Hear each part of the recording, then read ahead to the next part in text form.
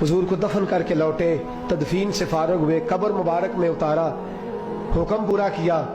कहते हैं वापस आए तो जनाब अंस से सैयदा फातिमा कहने लगी, अंस तूने भी मेरे रसूल पे मिट्टी डाली है? अंस तेरी जुर्रत हो गई थी? फरमाते उस वक़्त फातिमा का पहला आंसू गिरा और फिर 6 महीने हुजूर के बाद हयात रही, मैंने उसके आंसू ही गिरते देखे। लोग सो जाते, वो हुजूर के रोज़े पे जाके बैठ जाती।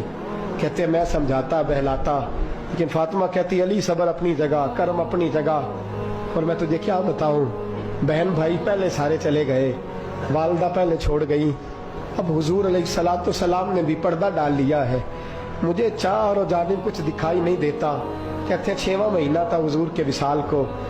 एक दिन मुस्कुराती हुई फातिमा घर आई रोजे से रात को बच्चों के साथ, तो शेर खुदा कहने लगे, मैंने कहा फातिमा बड़े दिनों के बाद मुस्कुराते देखा, क्या बात है? तो कहने लगी अली आज मेरी आंख लग गई थी, मुझे हुजूर ख्वाब में मिले हैं, तो मुझे हुजूर ने कहा तू रोती क्यों है? तो मैंने कहा महबूबा मेरा दिल नहीं लगता।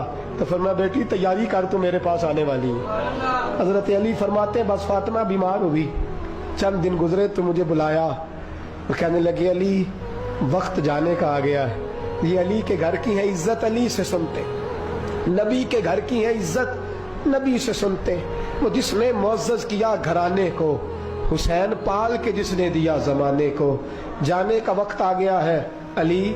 पहली बात तो यह है कि हुजूर की नवासी जनाबे उमामा से शादी कर लेना, वो हुजूर को बड़ी प्यारी है। और दूसरी बात यह है कि मेरे हसन हुसैन इनका खास ख्याल रखना।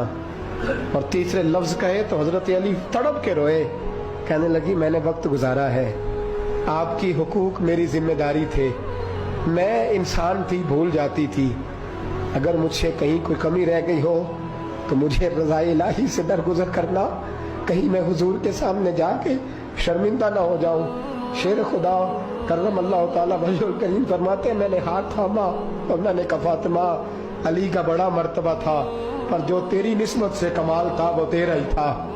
तू कैसी बात करती है, तूने तो हद कर दी, शहजादी हो के मेरे घर में खादिमों की तरह रही। हजरत फातिमा रज़ियल्लाहु ताला अन्हा का दूसरा हुक्म ये हुआ कि मुझे रात को दफनाया जाए। और फरमाया मेरे पहले मदीने में ऐसा नहीं होता था, ये हजरत फातिमा ने सबसे पहले कहा। फरमाया मेरी चारपाई के साथ लगा के ना शाखें, चारपाई के साथ तो ऊपर ला के उन्हें ऊपर से बांध देना और उन शाखों के ऊपर एक कपड़ा डालना, मेरे कफन पर भी किसी की नजर न पड़ जाए।